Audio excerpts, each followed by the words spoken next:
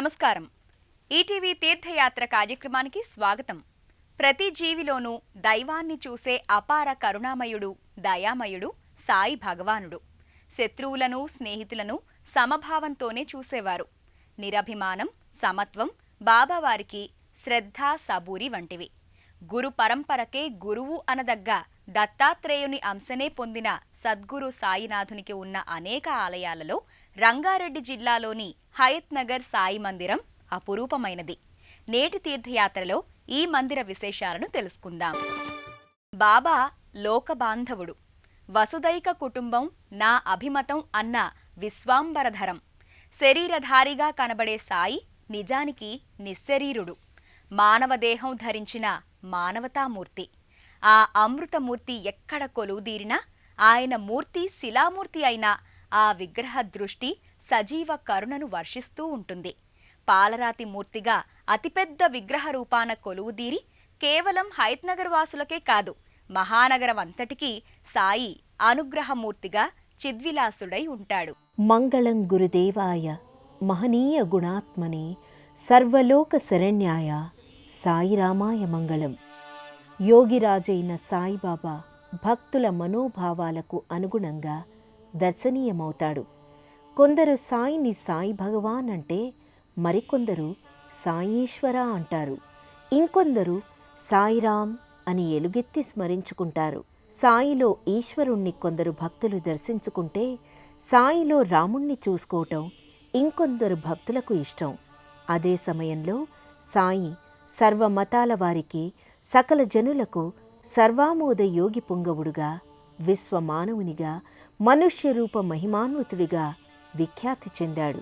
అందుకే దేశం నలుమూలలా సాయి సన్నిధానాలకు కొదవలేదు. ఆ పరంపరలో భాగంగా హైదరాబాద్లోని హయత్ నగర్ సాయి మందిరం కూడా సర్వమతాల భక్తులకు సన్నిధానంగా విరాజిల్లుతోంది. బాలిరెడ్డి చైర్మన్గా, నక్కా శంకర్ గౌడ్ వైస్ చైర్మన్గా సారథ్యం వహించి మరో 120 మంది వధాన్యులైన సాయి భక్తజనులు సమిష్టిగా చేసిన కృషి ఇలా సాయి మందిరమై సాకారమైంది. నియత గురువుల వలె ఎవరో నియమిస్తే గురువైనవాడు కాదు ఈ సాయి సద్గురువు. సమయానుకూలంగా తమంతట తమే వచ్చి మన అంతరంగాలను శుద్ధి చేసి సద్గుణాలను పెంపొందించి మోక్ష మార్గాన నడిపించిన అనియత గురువు ఈ సాయి భగవాన్. దైవం మానుష రూపేణ అన్న వాక్యానికి నిలువెత్తు నిదర్శనమైన సాయి గుడిలోకి ఎవ్వరైనా వెళ్లి సాయి పాదాలను తాకి మొక్కి ధన్యులవుతారు. వర్ణశోభితంగా కంటికింపుగా నెలకొన్న ఈ ఆలయంలో సాయిరాం 7 అడుగుల 6 అంగుళాల భారీ విగ్రహ రూపునిగా భవ్య దర్శనాన్ని అనుగ్రహిస్తున్నాడు. హయత్ నగర్ వాసులే కాక అనేక ప్రాంతాల నుంచి విచ్చేసే స్త్రీలు, పురుషులు, బాలబాలికలు, సర్వమతాలకు, సకల కులాలకు చెందిన వారంతా పరమ భక్తితో ఈ సాయిని కొలుచుకోవడానికి విచ్చేస్తారు.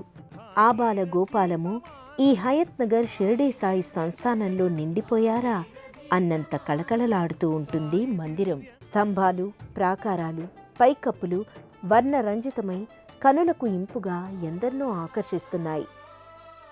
ప్రధాన మంటపంలో పలు చోట్ల ఏర్పాటు చేసిన పటాల్లో సాయి సచ్చరిత్ర సన్నివేశాలు కళ్లకు కట్టినట్లుంటాయి. ముందుగా విరజాజులు, కనకాంబరాలు, చేమంతి పూమాలలతో అలంకరించిన సాయి పంచలోహ అర్చావమూర్తికి నానావిధ అర్చనలు చేస్తారు. ఎర్రటి శాలువా ధరించిన ఈ ఆలయ ప్రతిష్ఠిత మూర్తి ఆ యోగి స్వరూపుని ముఖారవిందాన్ని, ఆ ముఖారవిందంలో ప్రసరించే కరుణారస దృక్కుల్ని చూసి సాయి భక్తజనం తన్మయ భరితులవుతారు. అనేక విధాలుగా సాయిని కీర్తించి, పూజించి, భజనలు చేసి ఆలయాన్నంతటినీ సాయి భక్తి సంద్రంలా మార్చివేస్తారు. బాబా విగ్రహానికి సాంబ్రాణి ధూపంతో పరిచర్య చేస్తారు. అనంతరం సృష్టిలోని పంచభూతాలకు నీరాజనం పట్టినట్లు పంచకళికల హారతితో చేసే సాయి నీరాజన సేవ పరమాద్భుతంగా ఉంటుంది. బాబావారి ప్రధానమూర్తి నెలకొన్న వేదికకు కుడివైపున ప్రథమ పూజాదేవుడైన గణపతి చిరుమందిరం ఉంటుంది. ఆ స్వామికి అర్చనాది కైంకర్యాలు సమర్పించుకుంటారు. అదే మందిర ఆవరణలోని ఎడమ వైపున ఉన్న మంటపంలో కొలువు తీరిన శ్రీ దత్తాత్రేయ స్వామివారిని మనసా వాచా పూజించుకుంటారు. త్రిమూర్తులైన బ్రహ్మ విష్ణు మహేశ్వరులకు ప్రతిగా 3 ముఖాలతో విశిష్టావతారమూర్తిగా దర్శనమవుతాడు. సాయిబాబా పట్ల భక్తి మనుషులను మానవత్వంతో మెలిగేలా ఎలా చేస్తుందో, హరిహర సుతుడైన అయ్యప్ప దేవుని దీక్ష కూడా సచ్చీలురుగా, సద్గుణ సంపన్నులుగా మార్చేస్తుంది. ఆ అయ్యప్ప మందిరానికి కూడా వెళ్ళి ఆయనను కొలుచుకుందాం. ఈ మందిరం దాపుననే ఉన్న మరో మందిరం అయ్యప్ప దేవుని సన్నిధి. సాయిలో ఈశ్వరుని దర్శించుకుంటూ, సాయీశ్వర అని తలుచుకుంటూ, ఆ హరికి హరునికి పుత్రునిగా భావించే హరిహర తనయ శ్రీ అయ్యప్ప దేవుని ప్రధాన మూల విరాట్టుని దర్శించుకుంటారు. మకర తోరణంలో పట్టబంధయుక్తుడై ఆసీన భంగిమలో కూర్చున్న మణికంఠ అయ్యప్పను మనసారా కొలుచుకుంటారు. ఆ అయ్యప్ప స్వామితో పాటు కొలువైన గణపతిని, వీరభద్రుణ్ణి కూడా అర్చించుకుంటారు. ఆ పక్కనే ఉన్న ప్రసన్నాంజనేయుని దర్శించ వెళ్తారు. భజే వాయుపుత్రం భజే వాలగాత్రం భజేహం భజేహం అంటూ ఆ మందిరంలో ఓ వృక్ష పాదపీఠాన ఏకశిలామూర్తిగా ప్రతిష్ఠితుడైన ప్రసన్నాంజనేయ స్వామిని నానా విధాల అర్చించుకుంటారు. ఈ సాయి మందిరానికి సమీపంలో ఉన్న పురాతన మందిరం మహామాయా మందిరం. శుంభ నిశుంభులనే రాక్షసులను సంహరించడానికి ఆదిపరాశక్తి యోగమాయ, మహామాయ, మాయా అవతారాలను దాల్చింది. అటువంటి విశిష్ట అవతారిని, దుష్టశక్తి సంహారిణి మహామాయ శ్రీచక్ర సంహిత రాజరాజేశ్వరిగా కొలువయ్యింది. హయత్ నగర్ సాయి దర్శనార్థమై వచ్చే యాత్రికులకు మరో సదవకాశం శ్రీచక్ర సహిత మహామాయ రాజరాజేశ్వరి దేవి దర్శన భాగ్యం. క్రీస్తు శకం 1616వ సంవత్సరంలో ప్రతిష్ఠితమైన ఈ శక్తిమాత సాక్షాత్తు ఆదిపరాశక్తి ప్రతిరూపం. ఓ భక్తుని కలల సాక్షాత్కారంతో ఓ బావిలో దొరికిన ఈ అమ్మవారికి భక్తులు గాజులు, పసుపు కుంకుమలు సమర్పించుకుంటారు. హరిద్ర రూపిణిగా పసుపు అలదిన ముఖార విందంతో అమ్మవారు నిండు ముత్తైదువులా కళకళలాడుతూ ఉంటుంది.